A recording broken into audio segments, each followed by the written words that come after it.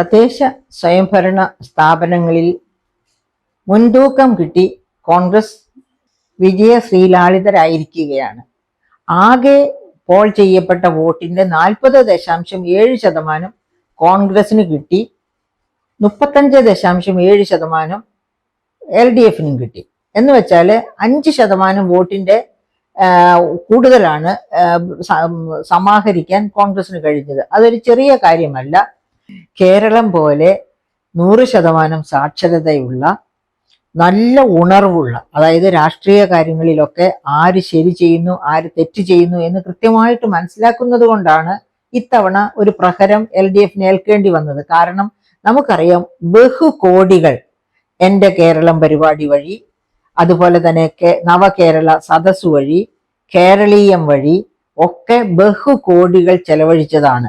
അങ്ങനെ ചെലവഴിച്ച് ഗവൺമെന്റിന്റെ മുഖഛായ വൃത്തിയാക്കാൻ വേണ്ടി, അതായത് മുഖഛായ മഹത്വീകരിച്ച് കാണിക്കാൻ വേണ്ടിയാണ് ഇത്രയധികം ഫണ്ടൊക്കെ ചെലവഴിച്ച് പോയി എല്ലാവരുടെയും കയ്യിൽ നിന്ന് അവരുടെ പരാതികൾ വാങ്ങി അതിന് ശേഷം എന്ത് സംഭവിച്ചു എന്ന് നമുക്കറിയാം. ഒന്നും സംഭവിച്ചിട്ടില്ല, അതൊന്നും നടപടി എടുത്തിട്ടില്ല.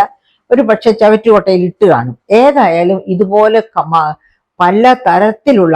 പലതരത്തിലുള്ള റീൽസ് ചെയ്തിട്ട് ഒരു കല്ലിട്ട് കഴിഞ്ഞാൽ ആ പ്രോഗ്രാം പൂർത്തിയാക്കിയ രീതിയിലുള്ള റീൽസും എല്ലാം ഉണ്ടാക്കി PR വർക്കിന്, പബ്ലിക് റിലേഷൻസ് വർക്കിന്, അതായത് മുഖം മനോഹരമാക്കാൻ വേണ്ടി ഒരുപാട് കോടികൾ, പല ഏജൻസികളുണ്ട്. PRD വകുപ്പ് ഡിപ്പാർട്ട്മെന്റ് ഗവൺമെന്റിന് തന്നെയുണ്ട്. അതുകൂടാതെ 2-3 ഏജൻസികളെ വേറെ സൃഷ്ടിച്ചു. അങ്ങനെയൊക്കെ മുഖം മിനുക്കി നടന്നിട്ട് പോലും ഈ തദ്ദേശ സ്വയംഭരണ സ്ഥാപന ഇലക്ഷനിൽ ഏറ്റ അടി ഈ ഇവിടുത്തെ ജനതയുടെ ഉണർവാണ് കാണിക്കുന്നത്. വെറും സാക്ഷരതയല്ല, വളരെ വസ്തുനിഷ്ഠമായിട്ട് ലോജിക്കലായിട്ട് ചിന്തിക്കാൻ കഴിയുന്ന ഒരു ജനതയാണ് മലയാളി എന്ന് എസ്റ്റാബ്ലിഷ് ചെയ്തിരിക്കുകയാണ്.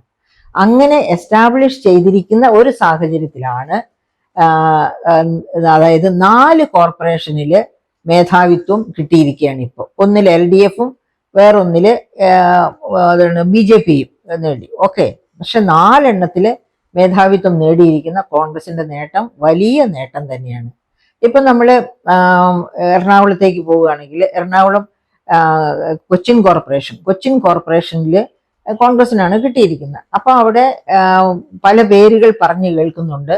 ഈ പല പേരുകൾ വരുമ്പോഴാണ് വലിയ അനിശ്ചിതത്വം ഉണ്ടാവുക.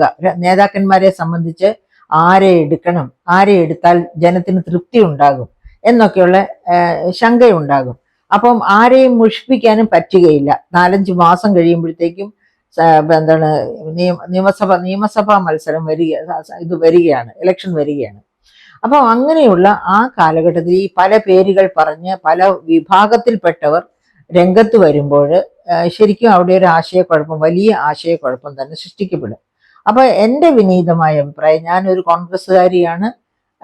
എത്രയോ കാലം കൊണ്ട് അതായത് കോൺഗ്രസ് നന്നായി വരണം, കോൺഗ്രസ് ശക്തമാകണം, കോൺഗ്രസ് ജനങ്ങളുടെ പ്രശ്നങ്ങൾ കൃത്യമായി മനസ്സിലാക്കണം, ഫ്രീ ബീസ് കൊടുത്തല്ല, കർമ്മം കൊണ്ട് തന്നെ കോൺഗ്രസ് അത്യുച്ചയിൽ, അതിന്റെ പ്രശസ്തിയുടെ ഉച്ചസ്ഥായിയിൽ എത്തണമെന്ന് ആഗ്രഹിക്കുന്ന ഒരു കോൺഗ്രസ് പ്രവർത്തകയാണ് ഞാൻ.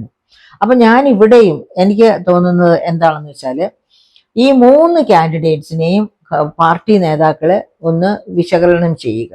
ഇവരിൽ ആരാണ് കൂടുതൽ കഴിവുള്ള ആള്, ആരാണ് പാർട്ടിയെ കൂടുതൽ കാലം സേവിച്ചിട്ടുള്ളത്, ആ സേവനകാലം എങ്ങനെയായിരുന്നു, അത് ശക്തി ഭദ്രമായിരുന്നോ, സേവന തൽപരതയോട് കൂടിയായിരുന്നോ, അതോ ആർക്കാനു വേണ്ടി ഓക്കാനിക്കുന്നത് പോലെയാണോ സേവിച്ചത്, അതുപോലെ പാർട്ടിയെ നിഷേധിക്കാനാണോ അനുസരിക്കാനാണോ കൂടുതൽ താല്പര്യം കാണിച്ചിട്ടുള്ളത് എന്നൊക്കെ കണക്ക് കൂട്ടണം. ഇപ്പൊ ദീർഘകാലമായിട്ട് പാർട്ടിയിലുണ്ട്, അങ്ങനെ എന്നിരിക്കെ ഇതുവരെയും ഒരു ഒരു അസംബ്ലിയിലേക്ക് മത്സരിച്ച് ജയിക്കാതിരിക്കുക, അതുപോലെ ലോക്കൽ സെൽഫ് ഗവൺമെന്റ് ഇലക്ഷനിൽ തന്നെ മത്സരിക്കാതിരിക്കുക, അഥവാ മത്സരിച്ച് ജയിച്ചിട്ടും വേണ്ട പദവികളിൽ കൊടുക്കാതിരിക്കുക, അങ്ങനെയൊക്കെ ഇരുന്ന ആൾക്കാർ ഉണ്ടെങ്കിൽ അവരല്ലേ കോർപ്പറേഷൻ ചെയർമാനായിട്ട് വരേണ്ടത്. മറ്റുള്ളവർക്ക് അത് പ്രായവും കൂടി നോക്കണം. മറ്റുള്ളവർക്ക് കൂടുതൽ സൗകര്യം, അതായത് ഇനിയും കൂടുതൽ കാലഘട്ടം ഉണ്ട് മുൻപില് എങ്കില് അവര് സ്വല്പം ഒന്ന് മാറി നിൽക്കുന്നതില് ഒരു അപകടവും ഇല്ല. കാരണം അത് നമ്മൾ നോക്കേണ്ടത് അവർക്ക് എന്തു കൊടുത്തു എന്നുള്ളതിനേക്കാൾ ഉപരി ആരുടെ കയ്യിൽ കോർപ്പറേഷന്റെ ചെയർമാൻഷിപ്പ് കിട്ടിയാലാണ് ആ കോർപ്പറേഷൻ ഒരു മോഡൽ കോർപ്പറേഷൻ ആയിട്ട് മാറുന്നത്. അതായത് ഇപ്പോൾ UDFന് കിട്ടിയിരിക്കുന്ന 4 കോർപ്പറേഷനുകളിൽ ഏറ്റവും കഷ്ടതയുള്ള, അതായത് ഏറ്റവും ബുദ്ധിമുട്ടുള്ള കോർപ്പറേഷനും വലിയ കോർപ്പറേഷനുമാണ്, സങ്കീർണതകൾ നിറഞ്ഞ കോർപ്പറേഷനാണ് കൊച്ചിൻ കോർപ്പറേഷൻ. അപ്പൊ ആ സങ്കീർണതകൾ നിറഞ്ഞ കോർപ്പറേഷനെ ഏറ്റവും നല്ല ഒരു, അതായത് സോളിഡ് വേസ്റ്റ് മാനേജ്മെന്റ് ഒക്കെ വലിയ പ്രതിസന്ധിയുള്ള കാര്യമാണ്. അതുപോലെ മയക്കുമരുന്നും മറ്റതുപോലുള്ള എല്ലാ ബുദ്ധിമുട്ടുകളും നിറഞ്ഞ ഒരു കോർപ്പറേഷനാണ് കൊച്ചിൻ കോർപ്പറേഷൻ. ആ കോർപ്പറേഷനെ ഒരു മോഡൽ കോർപ്പറേഷനാക്കി മാറ്റാൻ ആർക്ക് പറ്റും?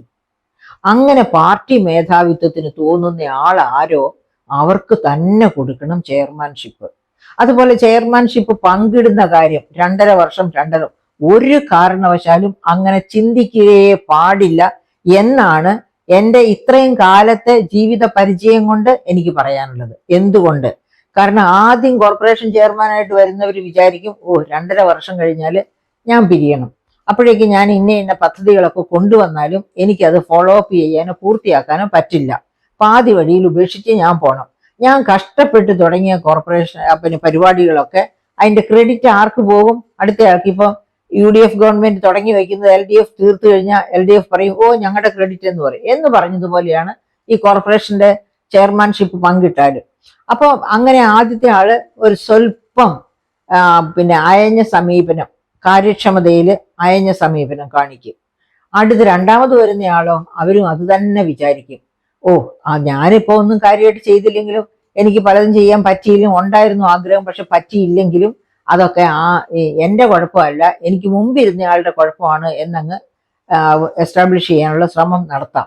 ആ രീതിയിൽ തന്നെ എസ്റ്റാബ്ലിഷ് ചെയ്യാൻ ശ്രമിക്കുകയും ചെയ്യും. അപ്പോൾ അങ്ങനെ 2.5 വർഷം വീതം മുറിച്ച് പങ്കിടരുത്. അത്ര എന്താ പറയുക, സഹിഷ്ണുത ഇല്ലാത്തവര് അവർക്ക് അതങ്ങ് കൊടുത്തിട്ട് അങ്ങനെ അർഹതയുണ്ട് എന്ന് വിചാരിച്ചിട്ട് പകുതി പങ്കിടാമെന്ന് വിചാരിച്ച് 2 പേരിൽ ഒരാൾക്ക് പൂർണ്ണമായിട്ടും ആ പദവി അങ്ങ് കൊടുത്തിട്ട് മറ്റേ ആൾക്ക് അടുത്ത അസംബ്ലി ഇലക്ഷൻ വരികയാണല്ലോ 6 മാസം കഴിയുമ്പോൾ, അപ്പോ ഒരു സീറ്റ് കൊടുക്കുക, അവർ ജയിക്കട്ടെ, ജയിച്ചു കഴിയുമ്പോൾ മന്ത്രിപദം കൊടുക്കുക, അല്ലെങ്കിൽ അതുപോലെ ഏതെങ്കിലും മെച്ചപ്പെട്ട സ്ഥാനങ്ങളിലേക്ക് വിടുക. അപ്പൊ ഈ കോർപ്പറേഷൻ ചെയർമാൻഷിപ്പ് പങ്കിടരുത്. അത് മാത്രവുമല്ല, ഏറ്റവും കൂടുതൽ, അതായത് പല നാനാജാതി രോഗങ്ങളുടെയും ഉറവിടമായ വെള്ളം കെട്ടിക്കിടക്കുന്ന വെള്ളത്തിന്റെ പ്രശ്നങ്ങള്, മാലിന്യത്തിന്റെ പ്രശ്നങ്ങൾ, ഇങ്ങനെ നിരവധി പ്രശ്നങ്ങൾ കൊണ്ട് സങ്കീർണമായ കൊച്ചിയെ രക്ഷിച്ചെടുക്കാൻ പറ്റുന്ന വളരെ മിടുക്കുള്ള ഒരു കോർപ്പറേഷൻ ചെയർമാൻ തന്നെ കൊച്ചിക്ക് വരട്ടെ എന്ന് തീരുമാനിക്കുക. ആ തീരുമാനം ജനപക്ഷത്തു നിന്നുള്ള തീരുമാനമായിരിക്കണം.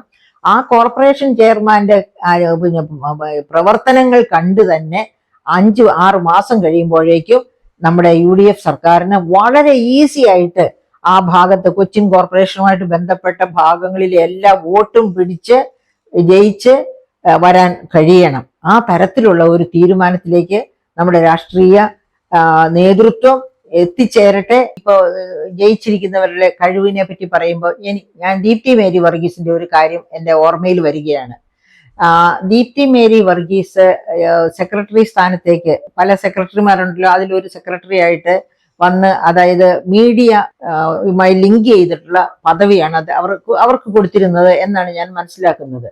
ആ സമയത്ത് അതിനുശേഷം അവർക്ക് ആ പദവി കിട്ടിയതിന് ശേഷം കോൺഗ്രസിന്റെ വക്താക്കൾ ഏത് മീഡിയയിൽ വന്നാലും വളരെ വൃത്തിയായി സംസാരിക്കുമായിരുന്നു, വളരെ വൃത്തിയായിട്ടും കാര്യക്ഷമമായിട്ട് സംസാരിക്കും. അതായത് അന്ന് അവതരിപ്പിക്കപ്പെടുന്ന വിഷയം എന്തോ ആ വിഷയത്തിന്റെ ക്രക്സ്, എസൻസ് എന്താണെന്ന് മനസ്സിലാക്കിയിട്ട് അവർ സംസാരിക്കുന്ന ഒരവസ്ഥ വന്നിരുന്നു.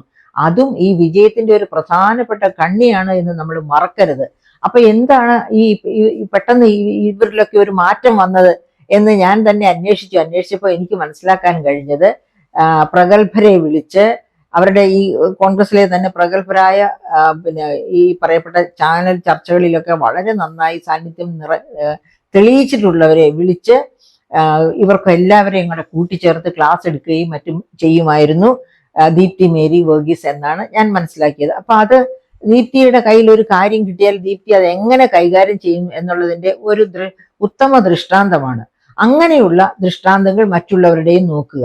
അങ്ങനെ എല്ലാവരും ആരാണ് കൂടുതൽ കാര്യങ്ങൾ ചെയ്തത്, കിട്ടിയ സമയം കൊണ്ട് കിട്ടിയ പദവിയെ മാന്യമായി പ്രയോജനപ്പെടുത്തി പാർട്ടിക്ക് വേണ്ടി സമയം ചെലവഴിച്ചത് ആരാണ് എന്ന് മനസ്സിലാക്കി അവർക്ക് കൂടുതൽ സാധ്യതകൾ കൊടുക്കുക. ബാക്കിയുള്ളവർക്കും സാധ്യതകൾ കൊടുക്കണം. അവർക്ക് പക്ഷേ അതായത് വിലയിരുത്തൽ ഉണ്ടാവണം. ആർക്ക് സ്ഥാനം കൊടുക്കുമ്പോഴും മുൻകാലങ്ങളിലെ അവർ ചെയ്തത്, അവർക്ക് കൊടുത്ത അവസരങ്ങൾ, ആ അവസരങ്ങൾ അവരെങ്ങനെ പാർട്ടിക്ക് വേണ്ടി പ്രവർത്തിച്ചു എന്നുള്ളതിന്റെ ഒരു കണക്കെടുപ്പ് വേണം. ആ കണക്കെടുപ്പിന് ശേഷം മാത്രമേ ആര് വേണം ചെയർമാൻ എന്ന തീരുമാനത്തിലെത്താവൂ. അങ്ങനെ തീരുമാനിക്കുന്ന ചെയർമാൻ 5 വർഷവും അവിടെ ഇരിക്കണം. കൊച്ചിൻ കോർപ്പറേഷൻ ഒരു മോഡൽ കോർപ്പറേഷനായിട്ട് മാറുകയും ചെയ്യും.